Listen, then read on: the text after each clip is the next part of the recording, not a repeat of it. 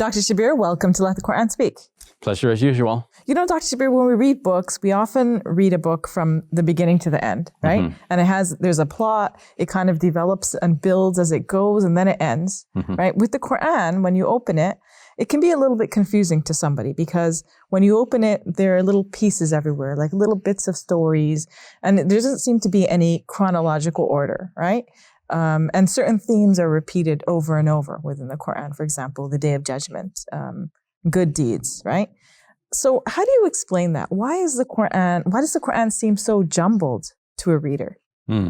So we can expect many different things from the Quran, and the Quran is a physical book with so many verses, and the one book cannot do all, right? We think of the Quran as a be all and end all, like this is our stopping point. This is the knowledge from God, and this is all we need, right? But at the same time, it has its own physical limitations. It's only that many pages, and so it cannot do everything that we would like it to do. So there has to be a choice here. Is it going to be in chronological order? In which case, it starts out with the birth of the Prophet Muhammad, peace be upon him, like the Gospels do in the case of Jesus, and then it ends up with his passing away, and we know that that's the cessation of the Revelation. That's the complete book, and we have year 1, he got this, year 2, he got that, year 3, and so on, and the continual flow.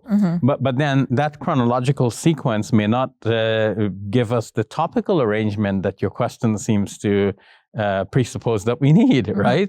Because maybe what happens in year 1 is about one topic, and then year 2 is about another topic, but year 3, the previous topic comes back again because occasion seems to demand it. So either you're going to have a chronological arrangement, or you're going to have a topical arrangement. Okay, so let's say we go with a topical arrangement. That too is possible. I mean, with God, all things are possible, right? God could have given it to us in any way that God decides. So, but God is obviously making a choice here. Like, he's giving us, let's say he gives us a topical arrangement. So the first 100 pages, we're dealing with marriage. And then the next 100 pages, we're dealing with, let's say, politics, and then and so on. So we go on systematically like that. So that may mean that an important topic, like let's say belief in God, maybe that will be the first 100 pages because we need to know belief in God before anything else, right? Before marriage, even you need to believe in God before you do anything else. Okay, but it may mean that after you've read the first 100 pages about belief in God, then you've gone on to other things like marriage and politics and warfare even. It may be that by the time you come to warfare, you're not thinking anymore about belief in God, because the last time you read about belief in God was 400 pages before this. You're getting now to the end of the Quran, and maybe you'll commit acts of aggression in war, which would be contrary to your belief in God and your devoutness to God and so on. And then after you commit those acts of aggression, that's when you will eventually, another 100 pages later, come back to reminders about belief in God. So does this mean that the Quran was not meant to be read chronologically then? Well, like from beginning to end? Yeah, I mean, I wouldn't answer your question directly by saying what was meant, because to say what was meant would mean that I'm getting into the mind of God here and knowing what he meant. But what I can say is one of the benefits of the Quran being in the arrangement as it is now is that the topics, may appear to be jumbled, to use a term from your question. And of course, I know you didn't invent the term, but non-Muslims have said when they read the Quran, this is what they find it. Some have even described it as, more than jumbled. Yeah. They use other, descriptions. It's a bit confusing because you open the book and you kind of you have an expectation of something, and then it doesn't end up fitting your expectation. Right? That's right. Like, we must be honest in that we've all gone to school, and we know that if you open a biology textbook, it's going to deal with biology. If you open a chemistry textbook, it's going to deal with chemistry. And not only that, like if you're dealing with biology as an example, then it's going to go systematically. Like, it's going to deal with, let's say, plant life, and then insects, and then birds, and it's going to deal with fish, and then But when it's dealing with fish, it's not going to go back to plant life, right? You're going to talk about one thing at a time and deal with it systematically, thoroughly, and then you just move on. So we're accustomed to reading books like this. That's how we expect books to be arranged. Yes. When we come to the Quran, it seems different. So one of the benefits, though, of this kind of, let's say, jumbled arrangement is that, let's say you decide, I'm going to read a page a day of the Quran. And maybe the only time I'll be sure that I get this done is at breakfast. Maybe with while I'm crunching an apple, holding it with one hand, holding the Quran with the other hand, and I'm going to read my page here. It's not the best way. The best way that Muslims most people don't eat while they're reading Quran. Yeah, I mean the best way to read the Quran, as Muslims know, is a devout way. You get ready, you wash yourself, you sit down quietly, you're going to meditate, and you're going to read the Quran as an act of devotion, right? But I'm talking about the quick way, in the life of a busy person who otherwise would not have read the Quran. So you're crunching your apple, holding it with one hand, and you're holding the Quran with the other one. You're going to read your page. Now, in that page, probably you will get statements about belief in God, which is great because your whole day now is going to be filled with the idea, almost like a piece of music that's in your head and you can't get it out of your head. So you read the Quran, you have mention of God, you have mention of the life hereafter, which is our ultimate goal. So you're reminded during the day that it's not all about this world. Don't go rob, cheat, and steal from people because it's just not worth it. This is only the temporary gains of this life. And if you gain by illicit means, you're going to be punished in the life hereafter as a result. So you're reminded of God, you're reminded of the life hereafter, you're reminded perhaps about the rights of God's creatures on you.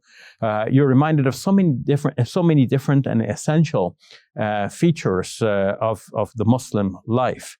So that, wherever you're reading in the Quran, you find this mixture of and combination of very good teachings. So was it meant to be read systematically? Well, there are different levels of readership. One is this level that I just described, the life of a busy person. You just want to read a page a day, and you want to capture in a nutshell from that page what the Quran is all about. It cannot be just simply one subject because it'll be like, dealing with fish and you don't realize that there is plant life. So that's for, let's say, an average person. But then there are scholars in every community. And scholars will take it to the next level. Scholars will want to know, okay, systematically, what does the Quran say about God? So we want to find all of the passages everywhere in the Quran that deal with God and only about God, so we can focus on that and get a definitive result as to what the Quran teaches about God, or about marriage, or about sexuality, or about warfare, or about, so many umpteen subjects. Somebody may want to actually approach it from a chronological point of view. They may want to say, all right, let's study the life of the Prophet Muhammad, on whom be peace, who was the recipient of this revelation, and see how the revelation fits in with various phases in his life. So scholars do that. They want to know, okay, which parts of the Quran were revealed in the earlier phase of the Prophet's life, for example, when he was in Mecca and in his hometown, and then which part of the Quran was revealed in the latter phase of his life after he migrated to Medina. So this gives us a better sense of the evolution of thought within the lifetime of the Prophet Muhammad, on whom be peace. How was the Quran impacting on him, and how was the Quranic revelation reflective of changes within the community over the couple of decades of the Prophet's career? Dr. Shabir, when I look at the Quran, I wonder, are there other, does it fit into a genre of other texts that existed around the same time in terms of its style and its lack of chronological sort of order? I haven't seen anyone describing the Quran's resemblance to other writings of the time on this score. I mean, people have tried to compare the Quran with poetry from the time. And of course, we know of previous writings like the Christian scriptures and Jewish scriptures. And a lot of these writings tend to be chronological. But when we come to things like poetry, like, for example, in the Psalms, there is no chronology really in the Psalms. The Psalms, there are a collection of 150 of them. And there are praises of God, cantillations, songs. So they reach out to God in prayer. Much of the Quran is actually like that. But when the Quran comes to talk about and tell us the stories of previous prophets and nations and so on, here we might have expected, and it would have been useful to us in one way to get a chronological account, but the Quran seems to work on the assumption that people already know these stories and know where to find the stories. And there's no need really for the Quran to recount the story from the inception. There is only one exception to this, where the Quran gives us like a complete recounting of the story. That's in Surah Yusuf, the 12th chapter of the Quran, recounting the story of Joseph. Why the story of Joseph in particular? It may be because if one looks at the previous scriptures regarding the story of Joseph, one finds it confusing. Because, you know, it is said on the one hand that his brothers threw him in the well and he was picked up by the Midianites. Then it was said that, no, it's the Ishmaelites who picked him up.